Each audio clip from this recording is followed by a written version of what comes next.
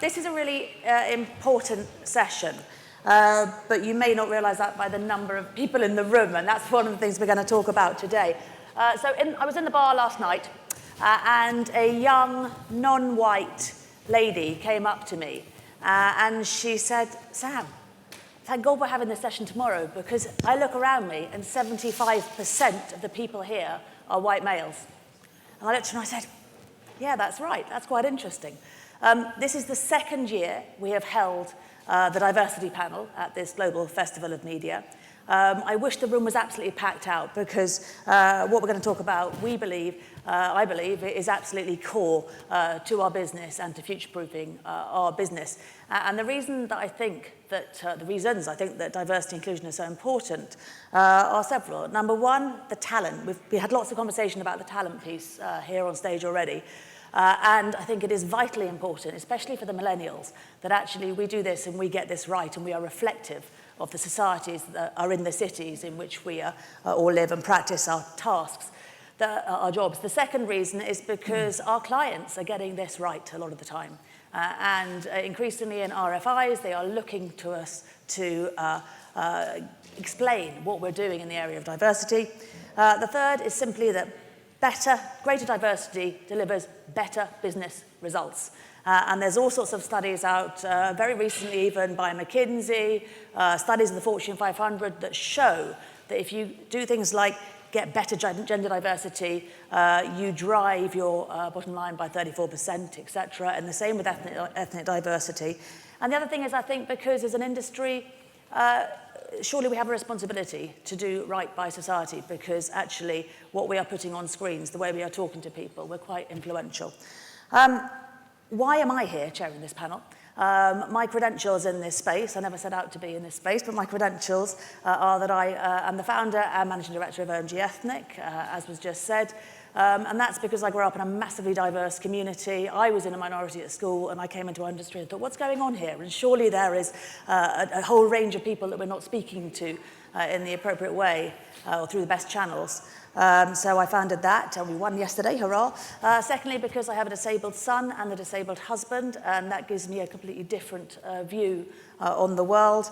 And thirdly, because as a woman, I'm a big proponent of the whole gender piece, the gender agenda, and I just, for example, chaired Omniwomen in the UK.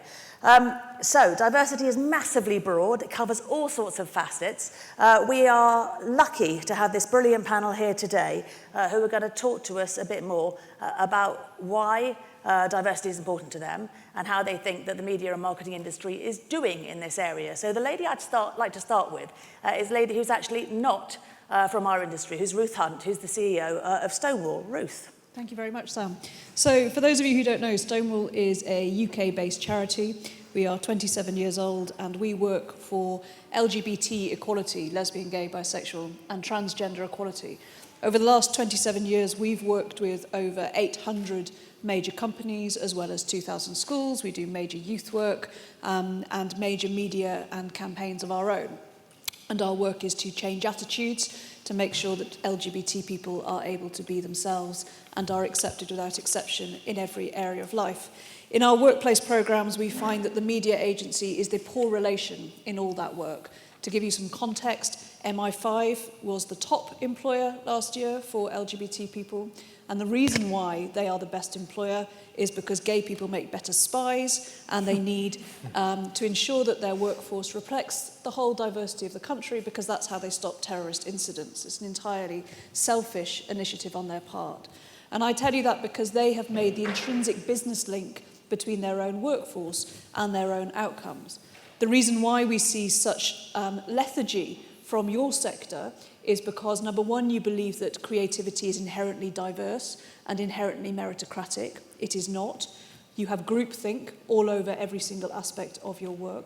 The second issue is that you believe that's inevitable, that mainly if you have one black person on your team, you'll get the black issue, and you've got plenty of gay people around you, so therefore you must be fine. And the third is you don't necessarily see that diverse talent comes from proactive work, that it requires something active on your part to make that happen. So what we're seeing is a tendency of organisations to kind of start working out that there's probably some angle on gay stuff that's worth getting their head around, and therefore there's a general tendency to wrap a product in a rainbow and call it friendly.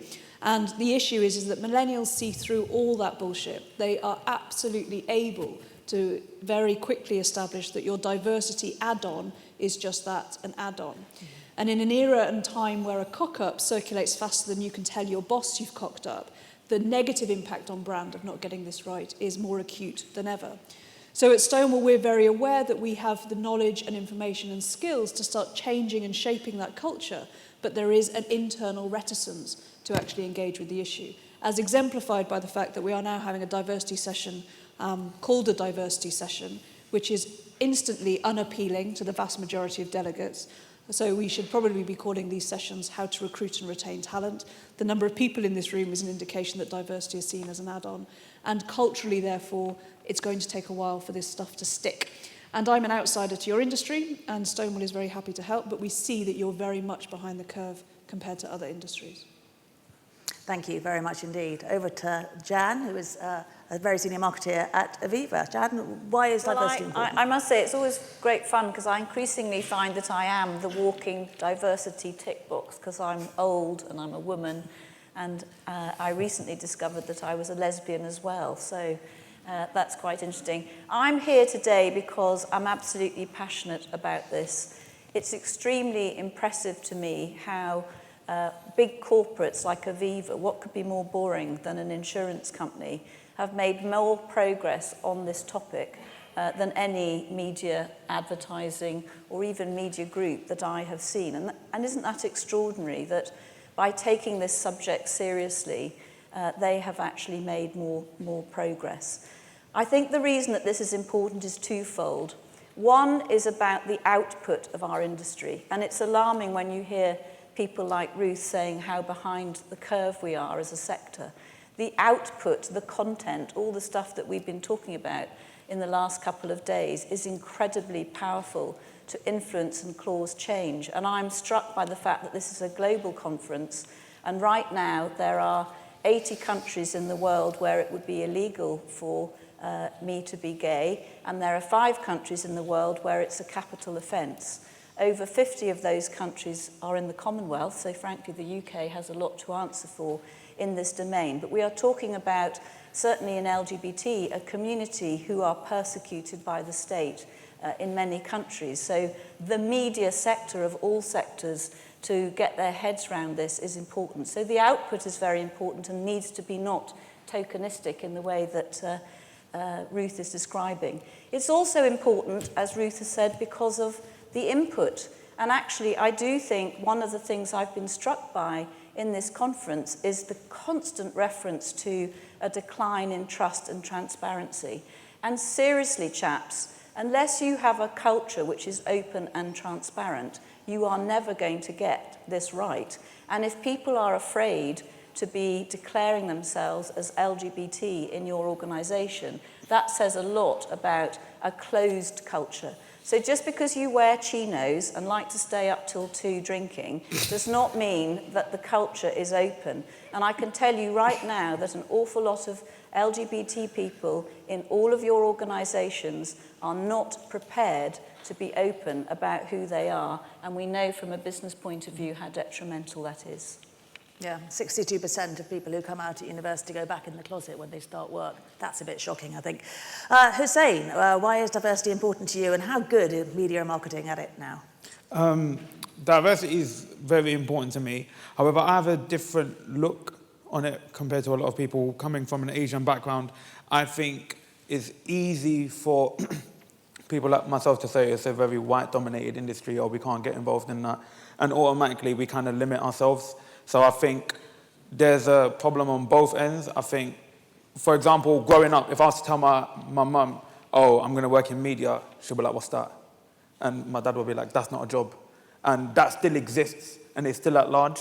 And I know so many like Black and Asian people who are doing like content creation or social media management, but they don't see it as that.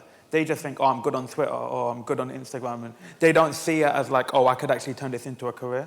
So I don't know who to blame as to whether is it the industry's fault for making it very difficult for these people to get into, or is it my people's fault for thinking, oh yeah, we can't get into that because it's not made for us?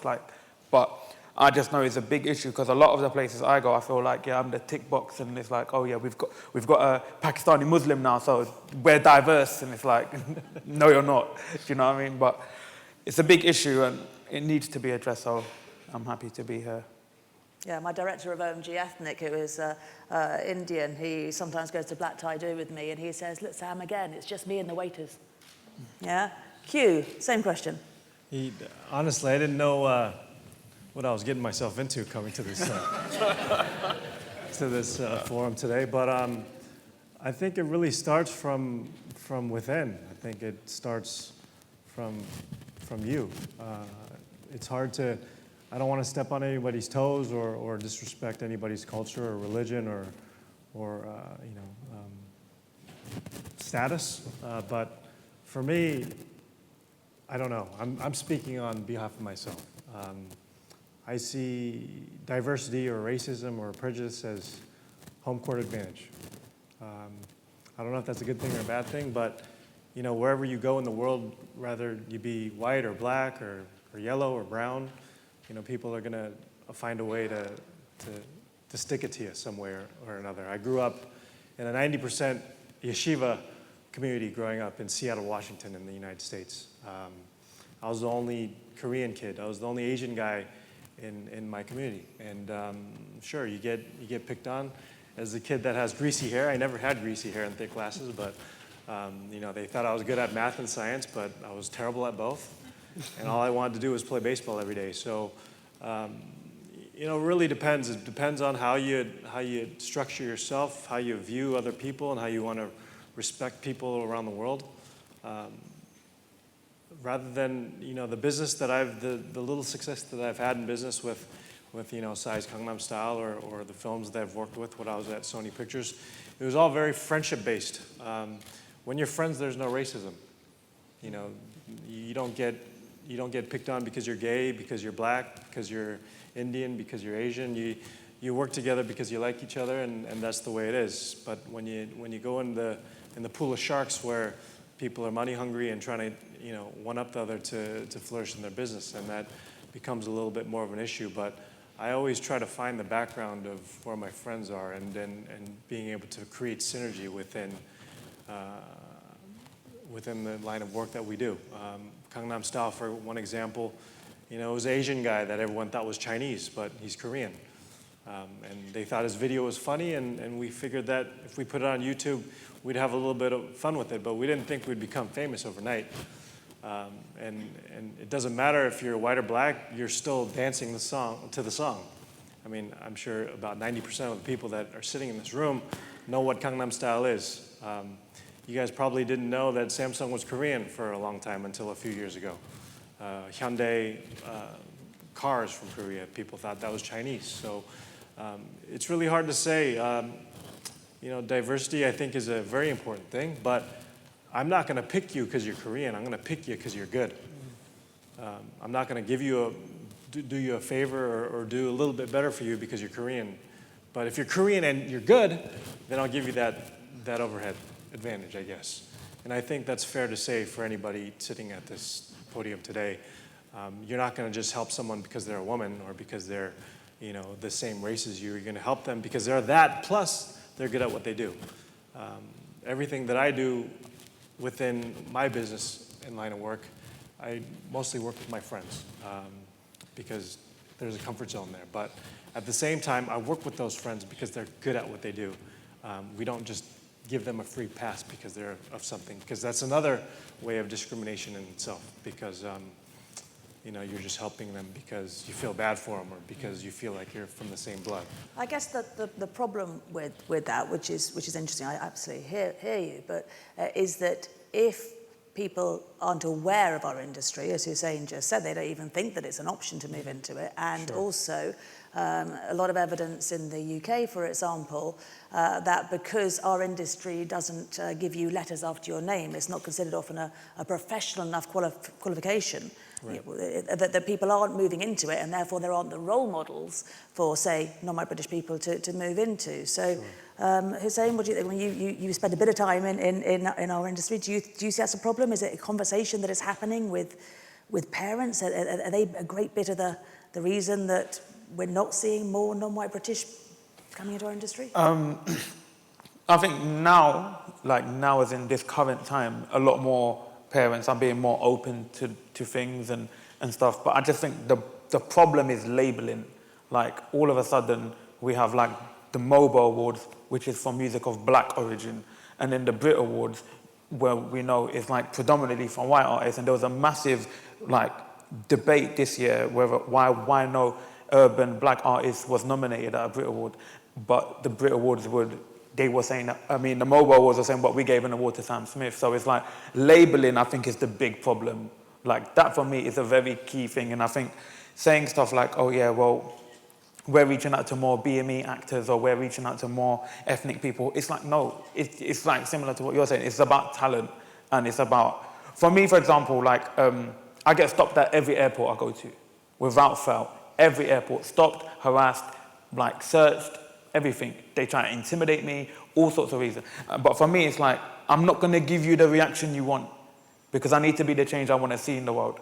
But I understand not everyone has that patience, especially if you're coming from like a working class background and you're very frustrated and you're very angry at the industry and the way things are. Because a lot of people in media that I work with are angry and frustrated, but it's like, who are you angry at and why are you angry? So I think parents are now trying to understand, but because everything moves at such a fast rate, we can't keep up. If that makes sense. Ruth, I think Q hit on something really interesting about I work with my friends.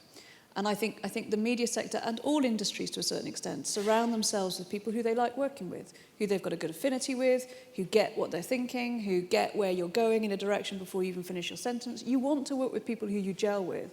The risk to that is that you've formed a very solid group that is impossible to break into from anybody who's not part of your group. And that means that you're only ever thinking and talking with people who are just like you. And we see this across every industry, and including, I'm CEO of my own organisation. In a crisis, the people I want to put in the room are people who are going to keep up with me and think like me and act like me. And I have to force myself to put something counterintuitive into that space in order to make sure I'm not walking into a cock-up.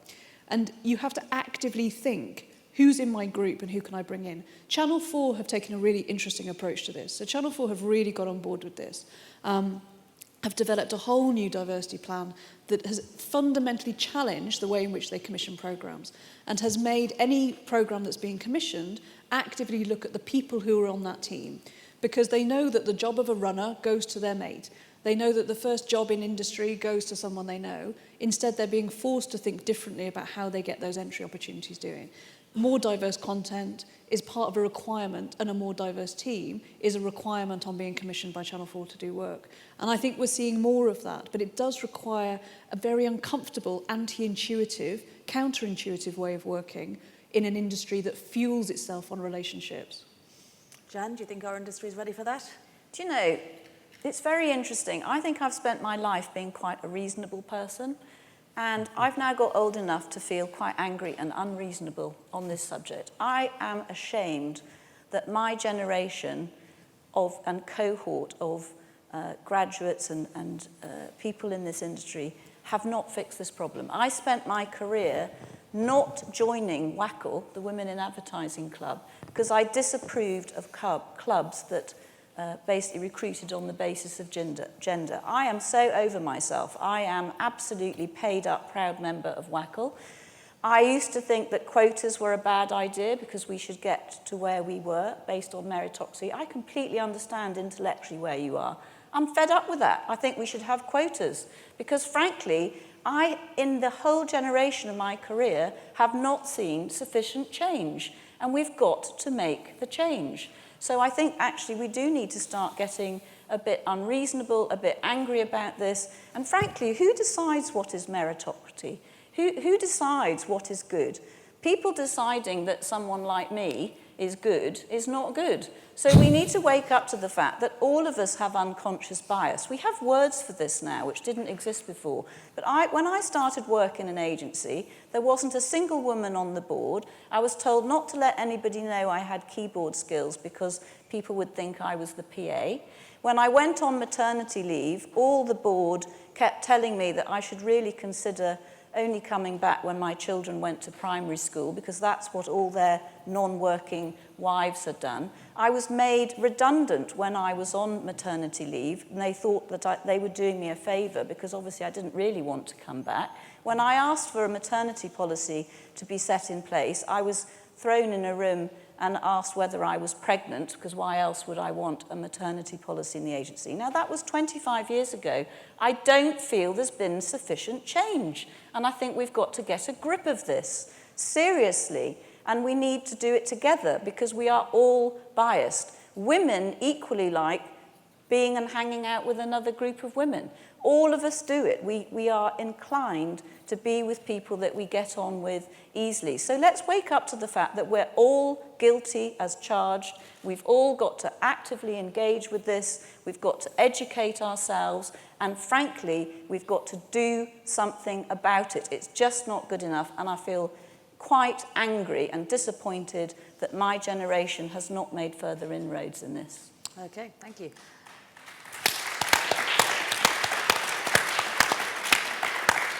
Bit of the vibe of the room, I like that. You mentioned Channel 4, Ruth, who are very strong in the diversity and inclusion space. I'd like you all to let me know which other companies out there you think are doing good stuff in this space. Hussain?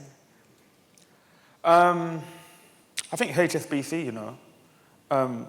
The reason is because I like the branding of the world's local bank, and the reason I say HSBC, I don't have any knowledge in this subject, is just basically my case study is my grandma. She can't speak English, but what she says is HSBC. Whenever she goes to another country, she feels at home when she sees HSBC. So that deep-rooted connection she has there, I think, yeah, tick the box for her. But I just want to say, just going off what was said earlier, I think diversity is a much larger, deep-rooted issue in society as a whole, not just in media. And like, when I remember doing some research on a sociologist called Basil Bernstein, who had a theory of from birth where we're taught either the elaborated code for upper class people or restricted code for working class people. When it comes time to sit exams in schools, middle class children are automatically going to be doing better from working class because they can relate to the text more. Whereas working class people want to speak and use their hands and say words like in it, and they can't relate. So I think diversity as a whole is much deep rooted, and I think the change really needs to come from government and like on political basis, because we can like push and push and push, but I don't think, like, I completely hear what you're saying, that change we want to see isn't going to happen from us. It has to come from a much larger authority, I think. I mean, it's everyone needs to take greater responsibility for it, really, isn't it? Q, any brands that you think are doing diversity well? Brands, gosh, it's hard for me to really stick to one brand, and that's a question that's hard for me to really answer. Okay, don't worry, that's if I fine. could pass on that question. Ruth, could you give us some examples of outside the industry of who is doing it well and what are they doing that we could learn from? So Barclays are really getting cracked on this.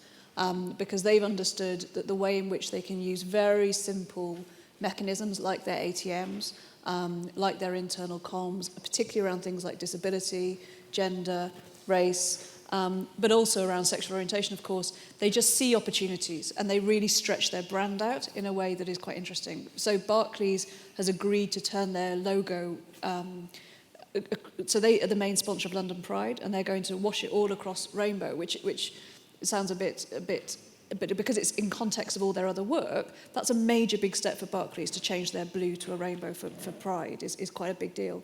And it's joined up with everything else. Guinness, I think, have done some of the most interesting, diverse advertising that I've seen in a long time. The stuff they've done with Gareth Thomas is really innovative and actually genuinely interesting rather than kind of a bit of gay tokenism.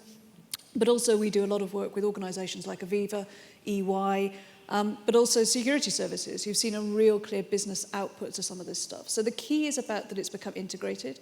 What we see in startup organisations is they allocate this work to the one keen gay member of staff. So we work with organisations, and if you'll forgive me, Sam, I'll just run through this. First stage organisation, do you have any gay staff? No, we don't. That's the organisations I get to work with, those who hate gay people. Church of England, do a lot of work with them. Stage 2, do you have any gay staff? Yes, and we've spoken to them and he's very happy. And they kind of parade this one gay boy and go, he loves it working here, he has a great time. Third stage, do you have any gay staff? Yeah, we've got a couple of gay guys who go down the pub. They're the ones who become responsible for the LGBT marketing, and they see it all as a kind of potential for pink pound that is a complete myth. As soon as you take it away from your rent-a-gay and actually integrate it into your business operatives, then you start seeing some really interesting stuff. Paddy Power, controversial brand in this space, I absolutely appreciate. They have absolutely grasped the business benefit of diversity. They exploit and exercise their different platforms in a way that is utterly creative when talking to different communities beyond their traditional communities. Now, I know that they are cheeky in the way they do that, and they're a bit Marmite in this space, absolutely, but they ain't daft. And that isn't out of a love for diversity or a kind of moral case for being nice to black people. That's absolutely a shrewd business decision. So there's some that are doing it really well. Where it goes less well is when it's clunky, and where it's just a kind of case of sticking a logo on something and leaving it all to the gay guy in the back room and not giving any authority, any budget, or any real sense. Then it becomes a bit like health and safety. Dull, worthy, and something that you're bound to get wrong. And on that basis, you'll never make any cultural change. Very interesting. Love the analogy with health and safety.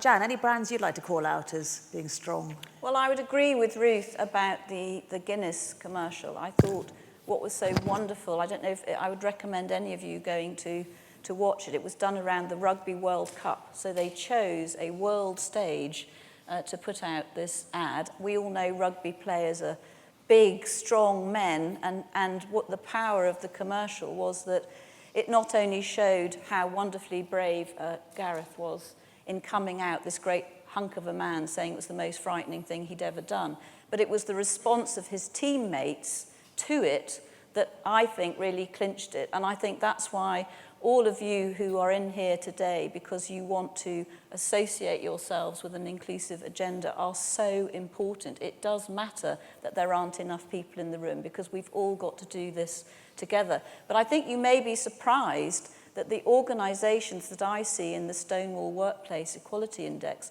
who are really getting this right are not the obvious suspects. It is financial services, as has already been mentioned. It is the lawyers. You would expect that because they've been aware of the legal changes first. Who would have thought that the organisation that drove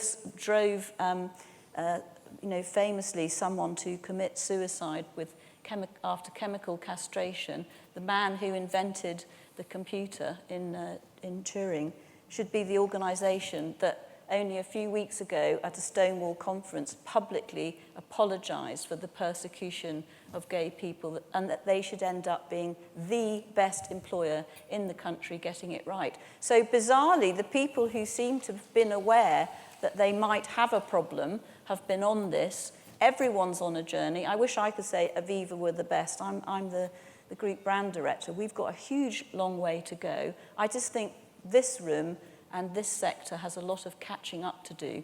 And you influence so many brands and produce so much important content. You are almost the most important sector that we need to kind of wake up to this agenda. Okay, right, most important sector. Time for questions from the floor. Yeah, this is important. Great, there's a hand up already there.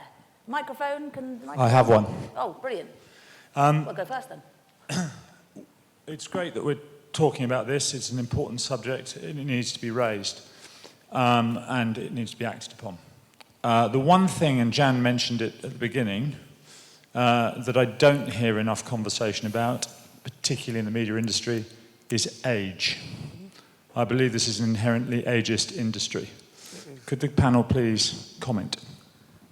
Yeah, can I say something? Yes. I was asked to do a campaign about millennials, and that's a buzzword that's just been invented lately. Like, I speak to some young people, I'm like, are you a millennial? They're like, what's that? Like, they don't even know what that is. And someone goes to me, what is a millennial? And I was just like, I don't want to answer that, because, like, does that mean once I'm 30 or 35, I'm not a millennial, I'm not relevant no more?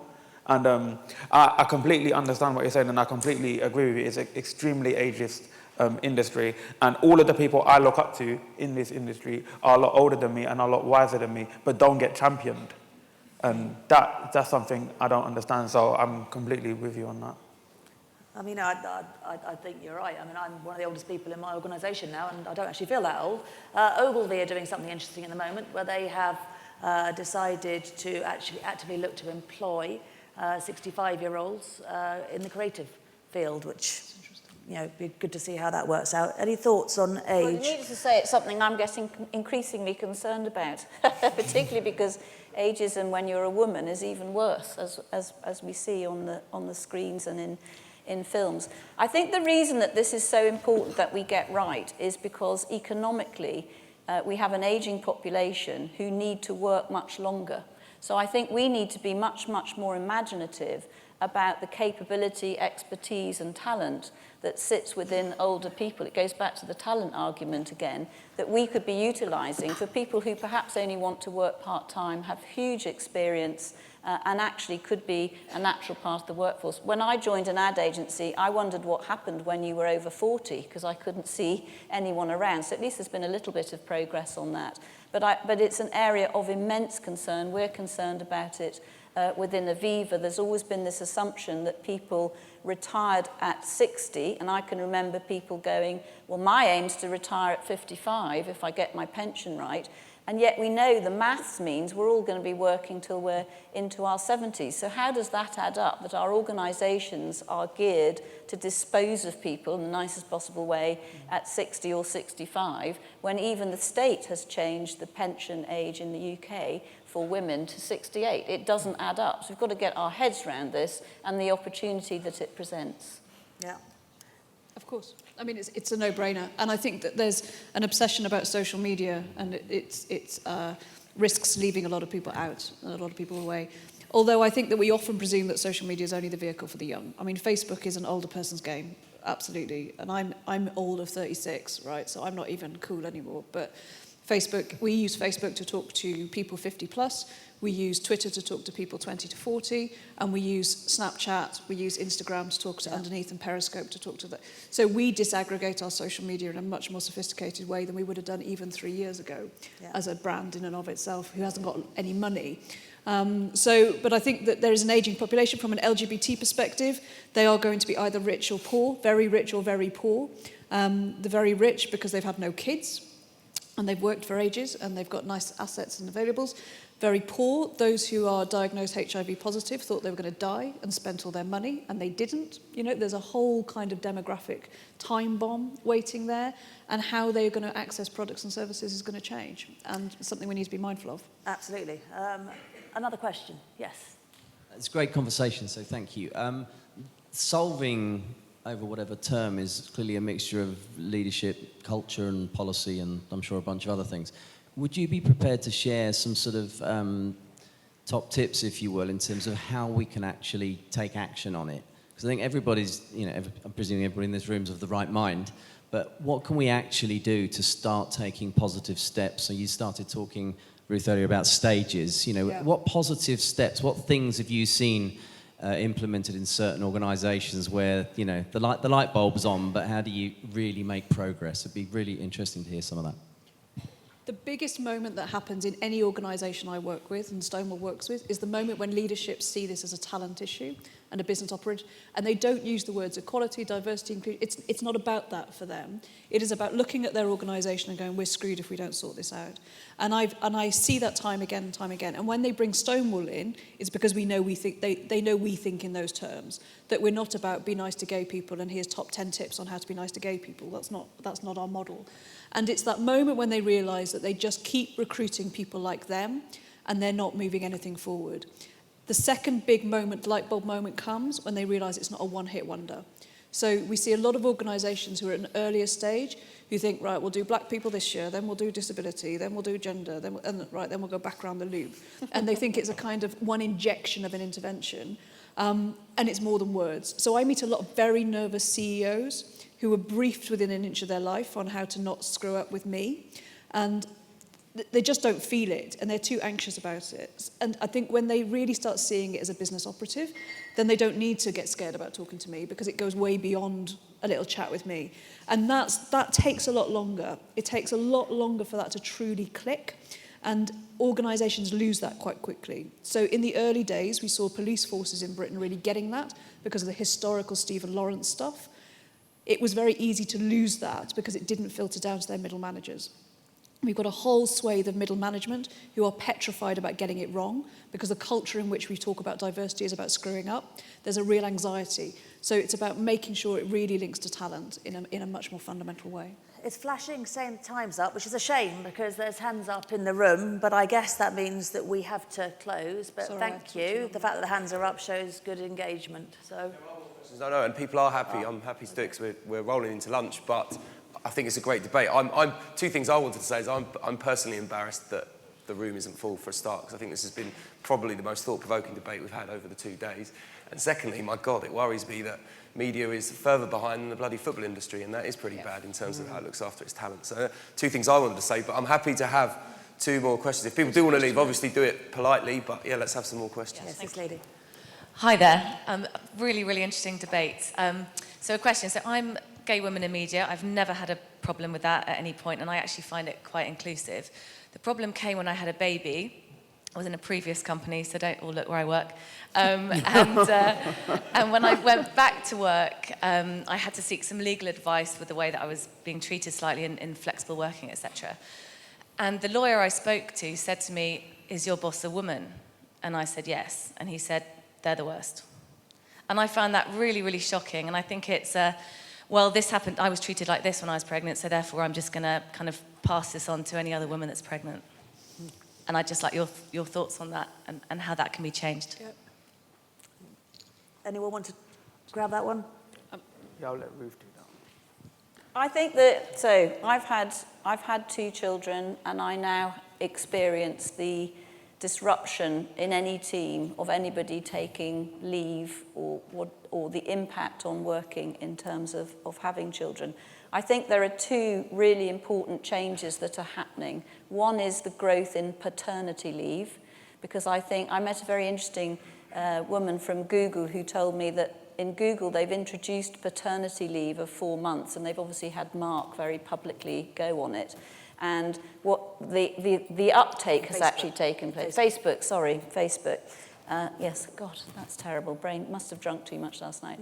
But what's interesting is in many organisations, paternity leave has been introduced, but men are not taking it. In Facebook, they are actually trying to take it. And she was struck by the fact that a member in her team said, "I'm going to go on paternity leave for 4 months, and I'm really worried about what I'm going to miss out on, and there's going to be a review on career opportunities and development whilst I'm away, and will it all be all right?" So I think the more men experience just interruption in their career, it happens to be provoked by babies, it could be mental health, there are many reasons why people have interruptions in their career.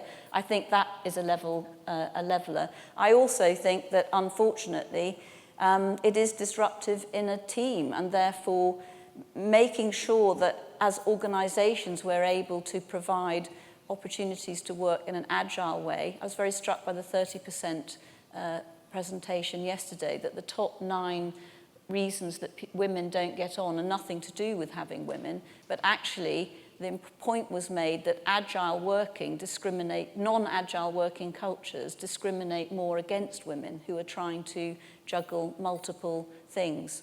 There is nothing worse than a queen bee on any dimension for women, and it's really, really disappointing that that happens. I think your question is, why are people who should be good end up being a bit rubbish on this stuff? And it comes down to how we create leaders in our organisations. And at Stonewall, we're obsessed about authenticity. And we know that leaderships, organisations that don't get authenticity, force their staff into a model of leadership that is deemed to be successful. And for women, that means replicating a style of leadership that is generally the style of the male boss above them. So you get people who are inauthentic. They're all trying to be something they're not, all replicating the dominant leadership style that exists in an organisation.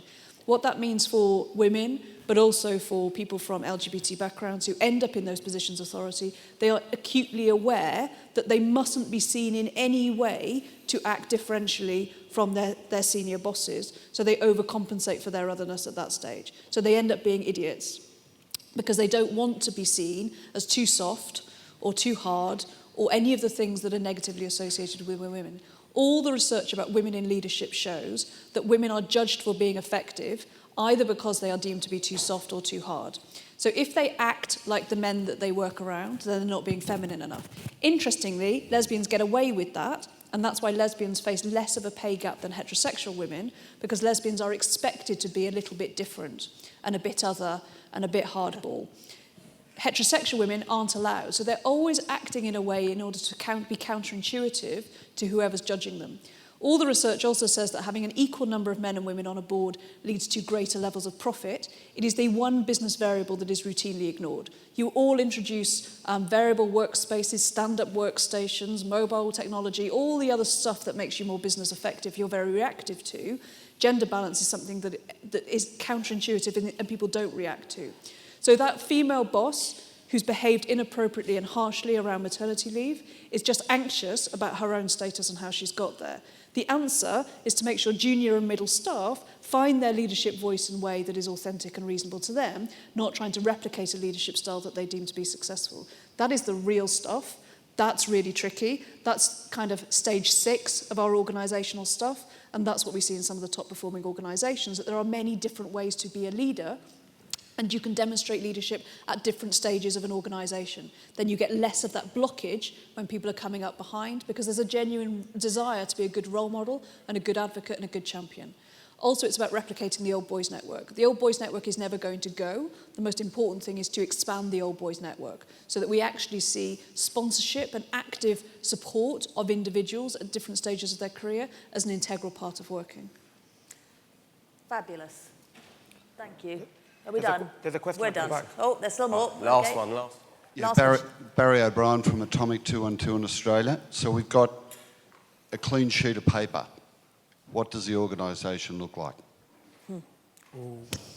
I know my answer to that is that I want to be able to look out the window, it happens to be in London, and to go, yes, what's down there on the street is replicated in my office. Be that gender, be that sexual persuasion, be that age, be that disability. I think we're a long way from that, from the talent point of view, and I think that will change how we act commercially as well, because we will have great diversity of thinking, actually looking at the different ways to reach and speak to people who are not just of the norm we've become used to in our industry. Other thoughts on that?